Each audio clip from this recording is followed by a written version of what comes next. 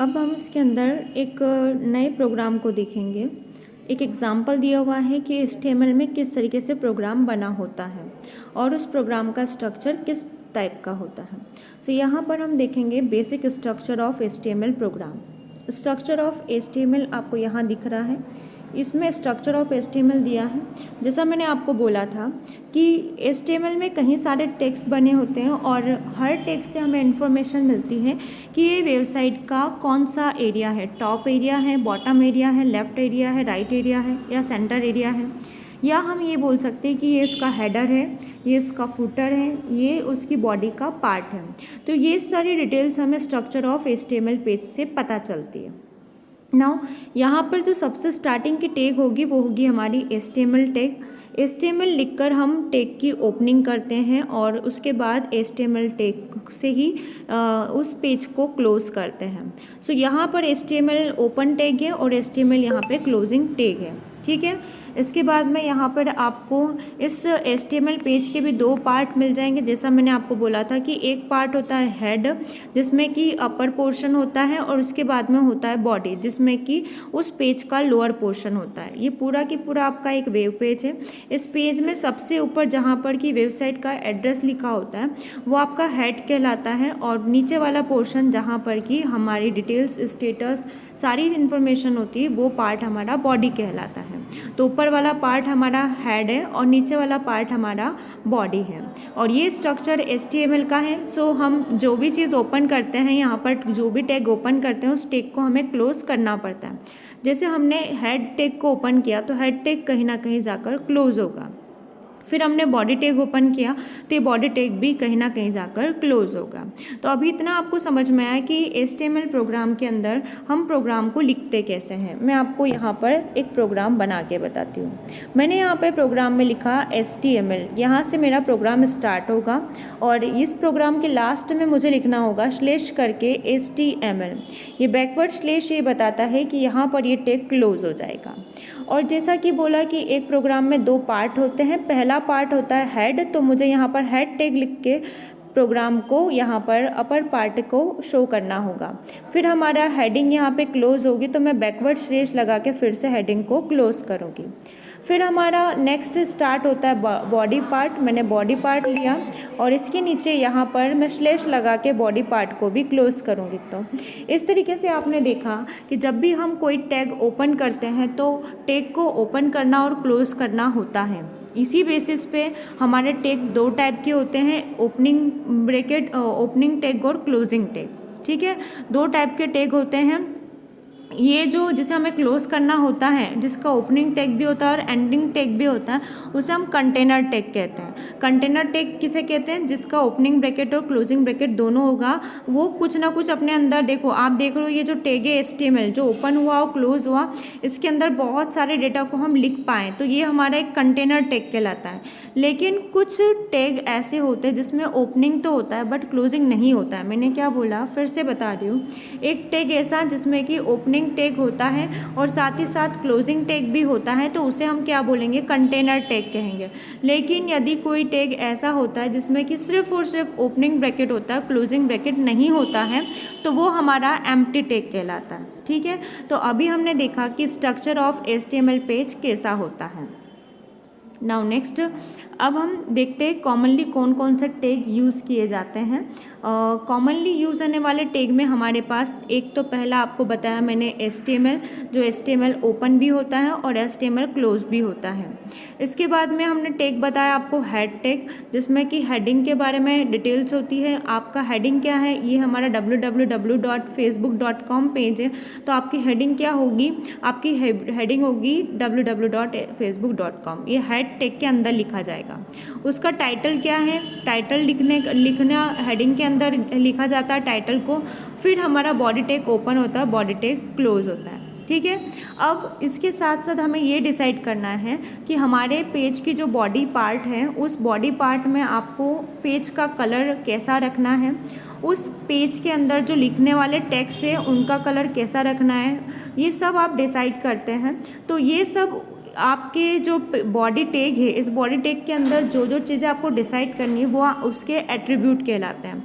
तो एट्रीब्यूट समझ में आया? देखो यहाँ पर एट्रीब्यूट लिखा हुआ है। एट्रीब्यूट क्या होगा? बैकग्राउंड, यानी कि जो आपने टैग लिया, आपने टैग क्या लिया? Body tag. बॉडी टैग के अंदर आप उसका बैकग्राउंड कैसा रखना चाहते हो, तो बैकग्राउंड क्या हो गया? उसका एक एट्रीब्यूट कहलाएगा। आप उसके कलर को कैसा रखना चाहते हो, जो लिखे हुए टेक्स्ट हैं, टेक्स्ट के कलर को आप कैसा रखना चाहते हो वो, और बीजी कलर माने बैकग्राउंड का कलर कैसा रखना चाहते हो। अगर आप बैकग्राउंड लिखोगे तो इसमें इमेज फील होगी, आपके बैकग्राउंड में एक फ़ोटो आ जाएगी। जैसे कि हम लोग क्या करते हैं, अपने मोबाइल का वॉलपेपर चेंज करते हैं, तो वैसे ही उस पेज का वॉलपेपर बैकग्राउंड के नाम से आएगा। और अगर आप बीजी कलर लोगे तो वहाँ पर क्या होगा? कलर आएगा। सो बेसिकली एट्रीब्यूट क्या होता है? एट्रीब्यूट से हम उस पार्ट के अंदर जो भी कंटेंट लिखा हुआ है, जो भी हमारे पास डॉक्यूमेंट है, फ़ोटो है, उन सभी को मैनेज करते हैं। उनके साइज़ के बारे में, अगर आपने उसमें टेक्स्ट लिखा हुआ है तो, या फ़ॉन्ट बोल लो आप उसे, टेक्स्ट या फ़ॉन्ट जो लिखा हुआ है उस फ़ॉन्ट का या टेक्स्ट का साइज़ क्या होगा, ये सब डिसाइड करना। टेक्स्ट का कलर कैसा होगा, टेक्स्ट की विड्थ कैसी होगी, क्या हमारे टेक्स्ट इटालिक होंगे या हमारे टेक्स्ट बोल्ड होंगे, उसका स्टाइल कैसा होगा, ये सब चीज़ें सेलेक्ट करना यानी कि एट्रीब्यूट कहलाता है। ये सारा जो डिसीजन होता है, वो सारा डिसीजन और वो सारी प्रॉपर्टीज़ उसकी एट्रीब्यूट कहलाती है। तो अभी तक समझ में आई दो चीज़ें। HTML प्रोग्राम में दो चीज़ें होती है। पहला होता है हमारा टैग। टैग यानी कि आप उस पेज के कौन से पार्ट के बारे में बता रहे हो। टैग को हमेशा हम एंगल ब्रैकेट्स में रखते हैं, ओपन एंगल ब्रैकेट और close angle bracket. Angle bracket के अंदर हम बताते हैं कि हम उस वेबसाइट के कौन से पार्ट के बारे में डील करना चाहते हैं। और टैग के बाद में हम टैग के साथ में देते हैं, जैसे मैंने बॉडी बोला और बॉडी के साथ मैंने लिखा बैकग्राउंड। बैकग्राउंड यानी बीजी कलर इक्वल टू मैंने लिख लिया येलो कलर होगा। तो ये क्या बताएगा? उसका एट्रीब्यूट है। ये जो मैंने बीजी कलर येलो बोला, साथ में बॉडी तो टैग था, इस बॉडी टैग के साथ मैंने बीजी कलर येलो दिया, ये उसका एट्रीब्यूट कहलाता है। क्या कहलाता है? एट्रीब्यूट। ATTRIBUTE, attribute. ठीक है, तो ये एट्रीब्यूट होता है। दो पार्ट से मिलकर हमारा HTML प्रोग्राम इस तरीके से बनाया जाता है। क्लियर? तो यहाँ पर अब एट्रीब्यूट कौन कौन से पॉसिबल एट्रीब्यूट्स हैं जो सबसे ज़्यादा यूज़ किए जाते हैं वो देख लेते हैं। सबसे पहले यहाँ लिखा है सोर्स। सोर्स में क्या होगा? जब भी आप बॉडी के मतलब बॉडी यानी कि आपकी वेबसाइट का जो पार्ट है, आपकी वेबसाइट का मेन पेज है, उसके अंदर आप कभी फ़ोटो लगाना चाहते तो फ़ोटो कहाँ रखी है आपके कंप्यूटर में या कहाँ से आएगी वो फ़ोटो, उसका सोर्स SRC मतलब यहाँ पर सोर्स है, उस फाइल का सोर्स, उस फोटो का सोर्स क्या है वो आप SRC से उसको एड्रेस देंगे। विड्थ से आप बताएंगे कि उस फोटो की विड्थ कितनी होगी, उस फोटो की हाइट कितनी होगी, और वो फ़ोटो आपको कहाँ अलाइन करना है। अलाइन करना है, लेफ़्ट में लगानी है, राइट में लगानी है, पेज में सबसे ऊपर लगाना है, सबसे नीचे लगाना है। ये सारा डिसीजन अलाइनमेंट सेट करता है। अलाइनमेंट डिसाइड करता है कि आपकी फ़ोटो की पोजीशन क्या होगी। तो पोजीशन डिसाइड करने का काम अलाइनमेंट सेट करना कहलाता है। फिर हमारे पास है बॉर्डर। उस जो फ़ोटो को आपने लिया है उस बॉर्डर की विड्थ कितनी होगी, ये सारा भी हमारा एट्रीब्यूट कहलाता है। तो डिफरेंट टाइप के एट्रीब्यूट से आपको डील करना होती है। सो फर्स्ट जो एट्रीब्यूट है that is SRC। SRC means source and then width. Width का मतलब होता है उस फोटो की चौड़ाई, उस फोटो की साइज़ क्या रहेगा, वो विड्थ और हाइट डिसाइड करती है। उस फोटो की पोजीशन अलाइनमेंट सेट करता है और उस फोटो की बॉर्डर एट्रीब्यूट डिसाइड करता है। सो आपको समझ में आया कि एक फ़ोटो की प्रॉपर्टी, उससे रिलेटेड आपकी पोजीशन, उसकी हाइट, विड्थ, कलर, ये सारी सेटिंग करना वो आपका एट्रीब्यूट डिसाइड करता है। कॉमनली यूज एट्रीब्यूट ये होते हैं। क्लियर? अगर मुझे इमेज लगानी है तो जस्ट फॉर एग्जांपल इमेज लगाने के लिए आपके पास टैग क्या है? IMG। ये IMG क्या है? एक टैग है। ठीक है, और इस IMG के साथ आपने लिखा SRC। ये टैग के साथ में क्या हो गया? उसका एट्रीब्यूट हो गया। तो टैग क्या है? इमेज। टैग क्या है? इमेज। और उस इमेज के टैग के साथ आपने एट्रीब्यूट यूज़ किया है सोर्स। ठीक है, तो सोर्स आपने एट्रीब्यूट यूज़ करा, अब उसका सोर्स क्या है, तो सोर्स है हमारा myphoto.jpg। पिक्चर जो फोटो लगानी है उस फोटो का नाम है myphoto.jpg।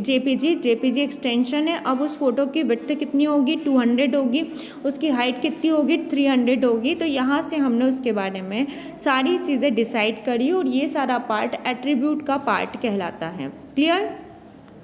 Now next logical and physical text style.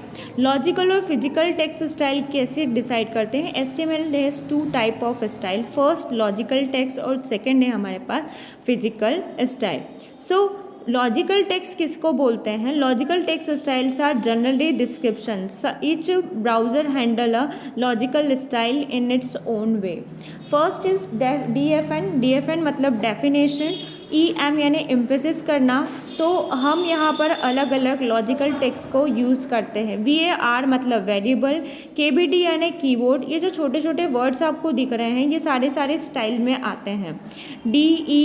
DFN यानी कि डिफाइन करना, DFN यानी डिफाइन करना, EM यानी एम्फेसाइज करना, CITE मतलब कि टिपिकल डिस्प्ले आ जाता है इसके अंदर।